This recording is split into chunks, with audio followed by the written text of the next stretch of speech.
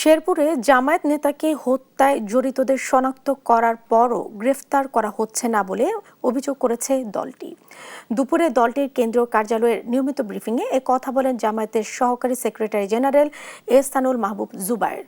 বলেন, একটি দল নির্বাচনকে উত্তপ্ত করেছে, সাধারণ মানুষ যাতে ভোট কেন্দ্রে যেতে না পারে সেজন্য নানা ধরনের কর্মকাণ্ড করছে।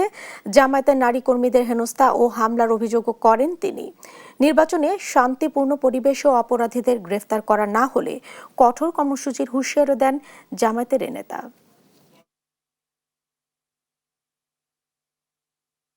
এর সাথে যারা সংশ্লিষ্ট তাদের ব্যাপারে বিধি অনুযায়ী ব্যবস্থা নেওয়া হোক।